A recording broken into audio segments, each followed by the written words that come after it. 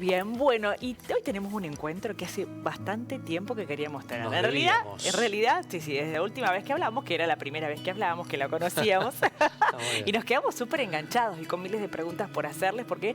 Porque estamos hablando de Nadia Herencia, quien es medium y también es escritora, ha presentado su libro, y que viene a hablarnos, Ezequiel, y a contarnos de la importancia del árbol genealógico, ¿no? Le vamos a dar la bienvenida a Nadia, que está por allí escuchándonos y compartiendo. Hola, Nadia. Esta bella tarde.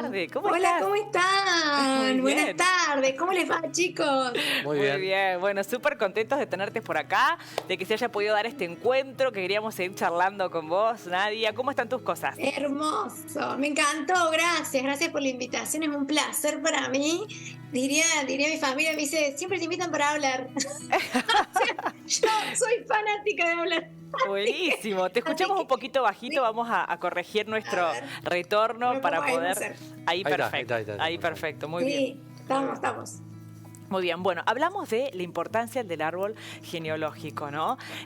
Contanos porque pocas veces somos conscientes de la determinación que puede tener en nuestras vidas, ¿no? Sí, bueno, yo publiqué un libro, que este es mi segundo libro, que acá lo tengo. Aprender a sentir, que se llama, que habla de las memorias de nuestro árbol genealógico. Es una historia basada en hechos reales, digamos, son todas, es un árbol genealógico y cuento las historias que son reales, digamos, porque las conozco, pero obviamente que se armó todo, se ensambló. Ajá. Y lo que es esto del árbol genealógico, bueno, al ser medium también y toda la experiencia que traigo, nosotros estamos hechos, ¿no? Cada humano está hecho de memoria de vidas pasadas, de nuestro propio árbol que elegimos antes de nacer, porque es perfecto para también ver lo que trae nuestra alma. O sea, en este árbol se hablan temas, o hay temas que a ver, puede ser un montón tipos de situaciones, memorias, que en realidad hablan de nuestra propia alma, de lo que traemos, y además son experiencias de esta vida cotidiana, son tres partes, sería. Ajá. Y por ende, este libro habla sobre esto, y el árbol genealógico es algo sumamente importante. Hay muchas memorias que condicionan nuestra propia experiencia, ¿no? O sea, yo soy medium, hablo con personas fallecidas y no soy la primera de mi árbol, ¿no? La primera que hace esto.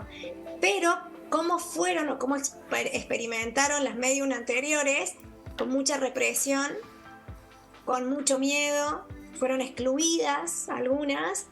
Entonces, cuando yo vengo con todo esto, obviamente había miedito a hablar de estos temas en la familia, porque ya a la tía le pasó esto, ¿no? Ajá. O sea, ya había como historia.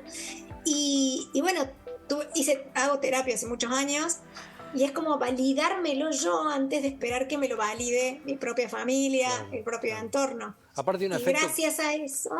Tiene un efecto curador, Nadia, esto de buscar en las raíces para saber, bueno, cómo encarar nuestra etapa de vida, ¿no? Sí, y además, cómo pudieron resolver o gestionar esas emociones nuestros ancestros, y cómo lo podemos hacer nosotros, porque si nosotros estamos en este árbol, no es solo, quizás la mayoría de las veces repetimos, pero también tenemos otra opción, que es reparar. Y que reparar significa que podemos hacer las cosas de otra manera. Hacer las cosas de una manera más amorosa, o no con miedo, como se hicieron antes. En mi familia, por ejemplo, hay más de 20 viudas. Wow. Contando mamá y papá. O sea, un día los senté a los dos y les dije, hagan la lista de las viudas de su árbol, cada uno del suyo, y contamos más de 20 y pico de viudas. Entonces fue como, wow, yo soy mujer. Mi papá me decía, ay, se van los hombres antes, me dice. Pero nadie había observado eso. Pero si nos ponemos a ver qué emociones quedan en esas mujeres, ¿no? Cómo vivieron su duelo, si pudieron duelar, si volvieron a estar en pareja, si no, si se quedaron como enlutadas. O sea, cómo se vivió esa emoción, si fueron a terapia, si hablaron de lo que les pasaban. Y me daba cuenta que la mayoría lo sintió como una traición, como que el compañero se fue y me dejó sola. Como si se hubiese ido con otra persona, claro, ¿no? Claro. Entonces, me dejaste solo con una criatura, o me dejaste solo siendo madre, que no, como que él era el proveedor, ahora que tengo que hacer yo, tengo que trabajar. O sea, lo vivieron como una traición. Entonces a mí me pasaba que cuando yo estaba en pareja y me separaba, yo sentía que la persona me traicionaba.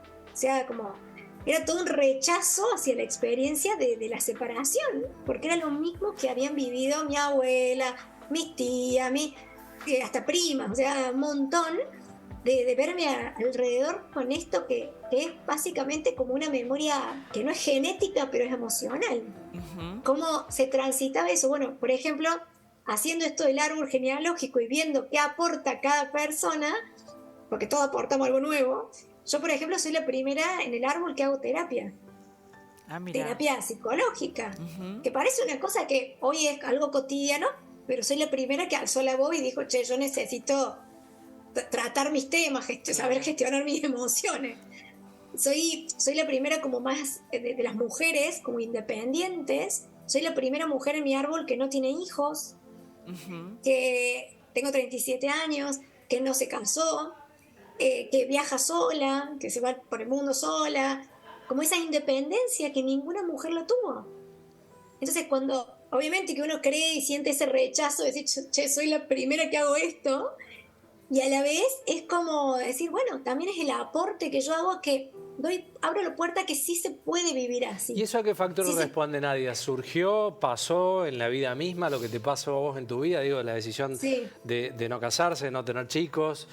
¿Fue una consecuencia que empezaste a encontrar solución o respuesta, si es que la buscabas, cuando empezaste a hacer esta terapia genealógica? Me pasó que yo nunca, o sea, no tengo recuerdo de desear ser madre, por ejemplo. Ajá. Y me pasa que, por ejemplo, lo hablaba con mi mamá y su sueño era ser mamá. Claro. O sea, el primer sueño de ella era, yo quería ser madre, me dice.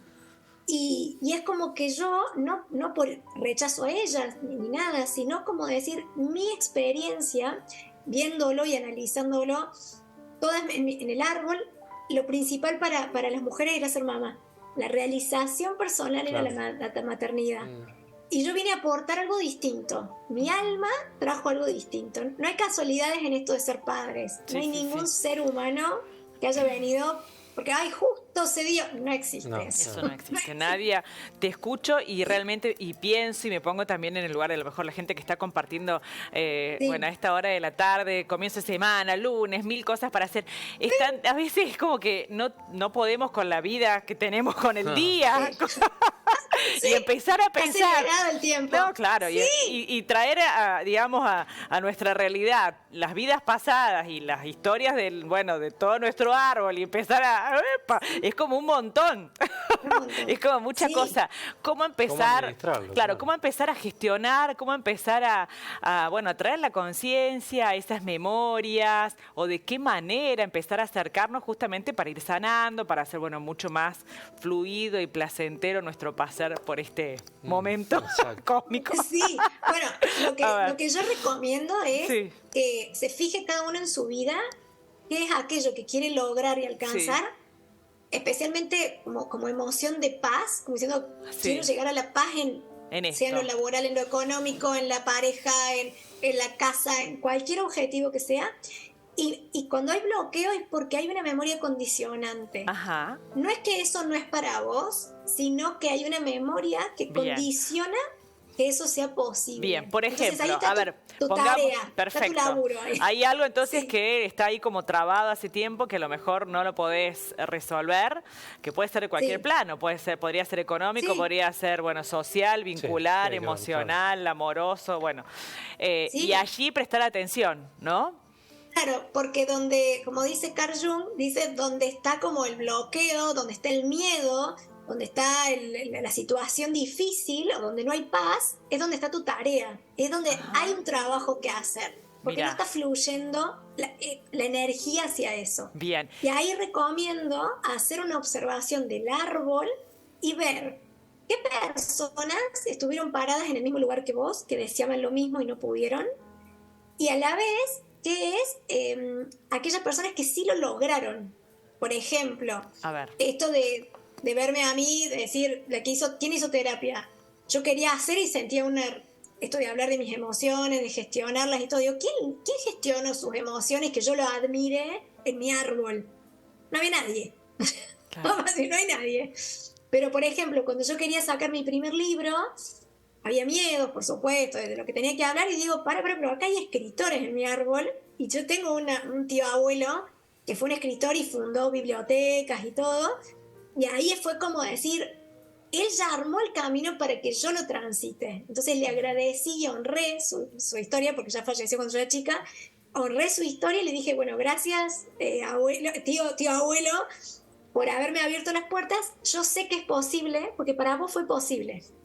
Eso también es honrar.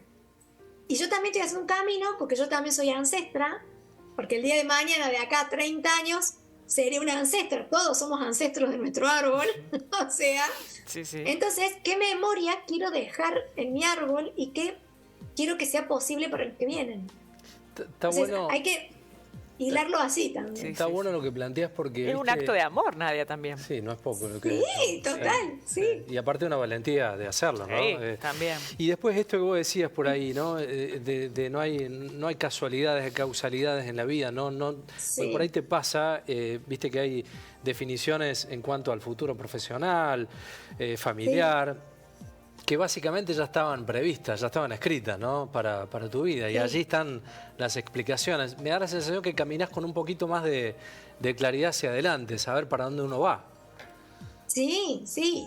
Y creo que, bueno, yo vivo la experiencia humana, porque digo, no es mi primera vida, y lo vivo como con una relajación de decir, todo lo que sucede es correcto y perfecto para mi crecimiento espiritual, claro, porque de acá me voy sola. Claro. O sea... Yo de acá todos nos vamos solos, porque en realidad nos vamos con lo que hemos podido descubrir, conocer, aceptar, permitir de nosotros mismos. Nadie vive la vida por nosotros.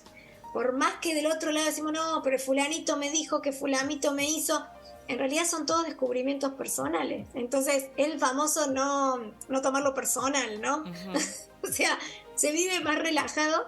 Y que cada cosa, cada situación que nos pasa, cada persona con la que nos encontramos, cada bloqueo, cada miedo, es un puente de observación, es una posibilidad, una oportunidad de observarme para crecer en algo que estoy como condicionada, ¿no? O con mi memoria me condiciona a lograr eso, que yo siempre digo o siento que todo lo que queremos lograr es la paz.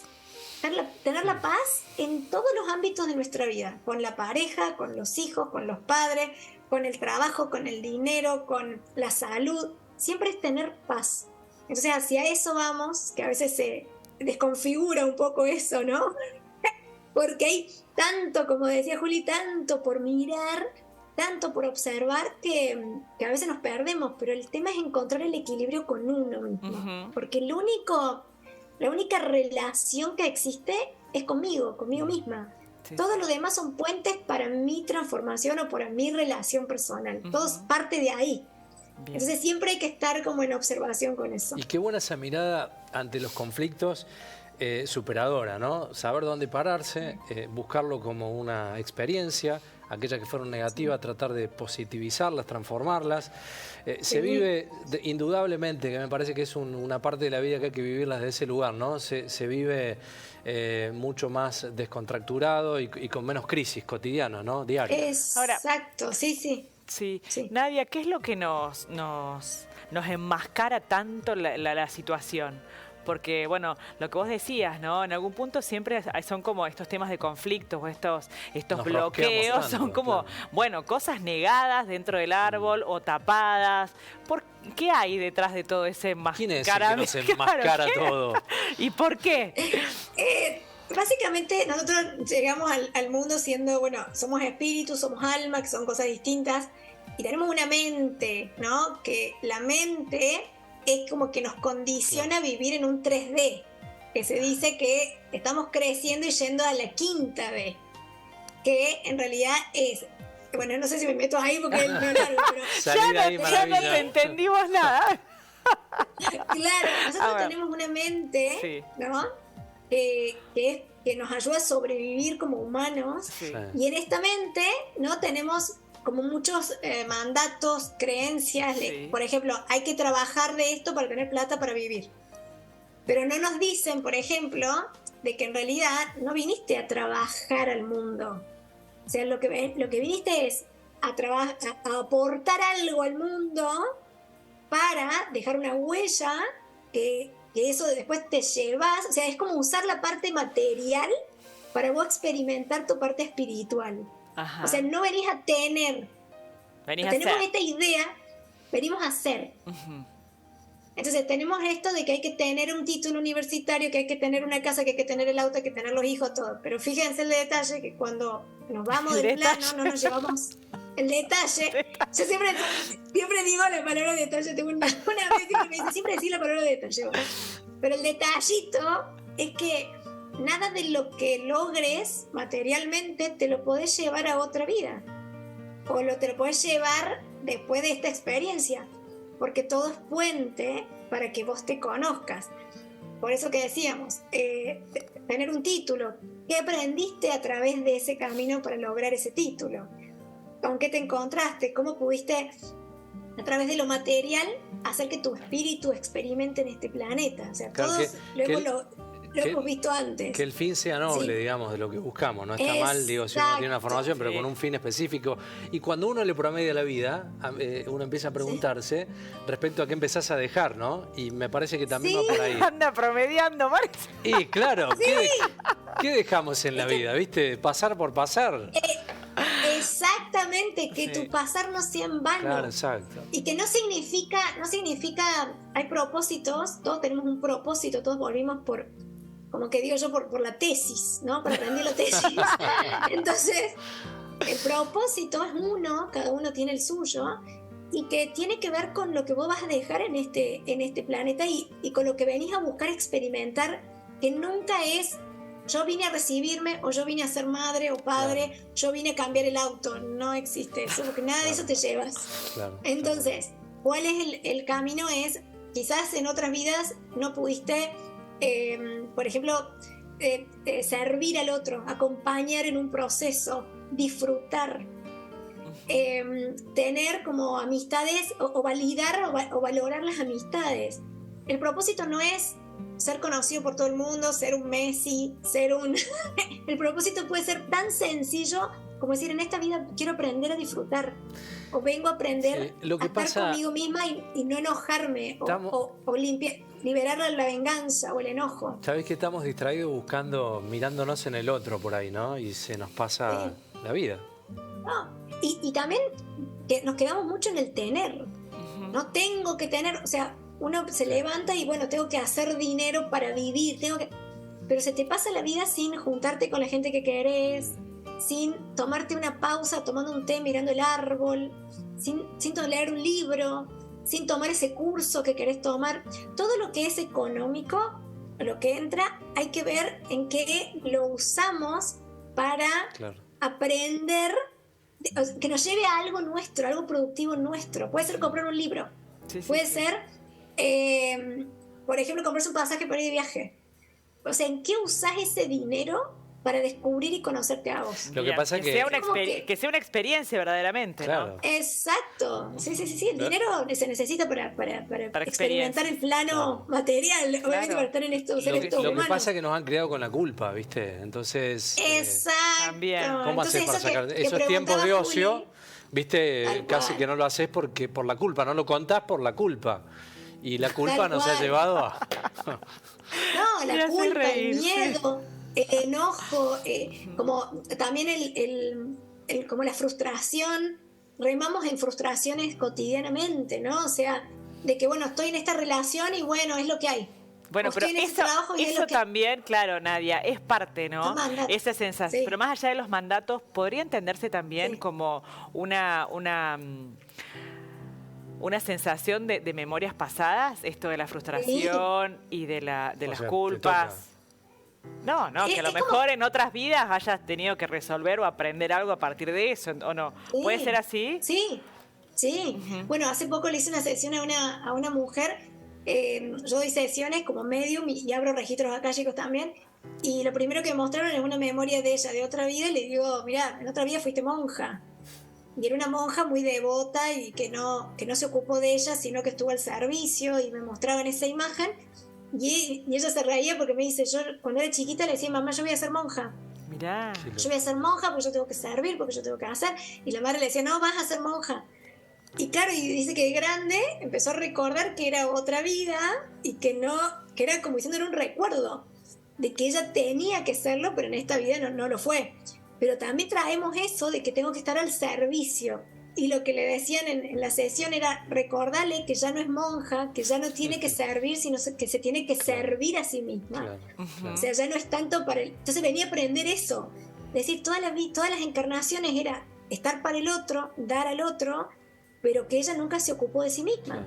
Entonces en esta vida era al revés. Era como hacer la compensación, ¿no? Había vuelto a hacer la compensación de tanto que había dado y ahora tenía que sentirse a ella misma y conocerse a ella misma. Mira, Nadia, ¿y cuántas vidas pasadas podemos llegar a tener? ¿O cuántas, cómo es este circuito? Hay un de promedio, almas y de vidas. Sí, hay un promedio que, por ejemplo, hay un libro que se llama, es uno de los libros más, creo que es el libro más escrito, leído, perdón, de la historia humana, que es el libro de los espíritus, que fue escrito por Allan Kardec en 1800 y pico, y ahí dice que un promedio, en una canalización de un espíritu, un promedio de vidas es 115. 115. Bueno.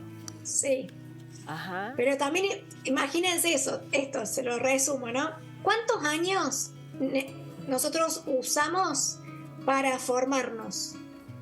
Jardín de infancia, primaria, secundaria, facultad, terciario, lo que sea, posgrado, son 20 años más. 30 te vas. Más.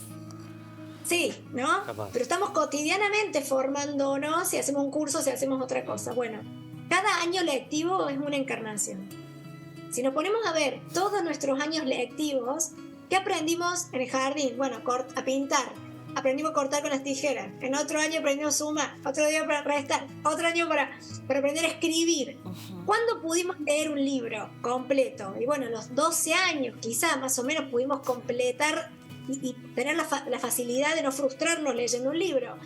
Entonces, en las encarnaciones pasa lo mismo. Empezamos, como también lo dicen, como que Dios crea todo espíritu simple e ignorante, y vamos encarnación a encarnación evolucionando. Claro. Para que vean qué etapa de la evolución estamos, ¿no? Exactamente. Nadia, ¿y vos percibís cuando son almas, bueno, con más encarnaciones que otras? Sí, para mí es fácil, como que me doy cuenta, porque las personas que llevan muchas encarnaciones son las que les pasa algo y cambian. O sea, porque las primeras encarnaciones la persona solamente viene, el alma solamente recolecta información, le pasa una cosa y le vuelve a pasar y le vuelve a pasar y le da. Sí. Y la persona no cambia. Cuando hay una conciencia ya desarrollada, le pasa algo y hace una evolución a través de eso. O sea, nos ha pasado seguramente en la vida de que va a decir, che, mirá, quizás, no sé, en las primeras encarnaciones tocamos y nos quemamos, hasta que ahora decimos, no, yo ya sé que eso quema. Claro, por ahí no. Yo ya sé que no hace falta pasar por la experiencia tan dolorosa, está bien. tan difícil, para cambiar. ¿Y usted quiere preguntar en qué etapa está? No. ¿Quiere saber? Tengo miles de preguntas dándome vueltas. Hay que seguirla porque es recontra interesante, Nadia. Nadia. Sí. Sí, la verdad que es muchísimo. Para quedarse. Nos quedamos hablando en la pausa. Me encanta. Nadia, ¿hay alguien que te está hablando en este momento aparte de nosotros dos?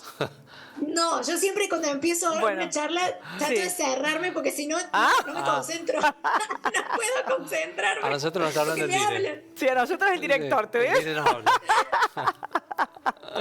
Que no lo pudimos cerrar todavía. Claro.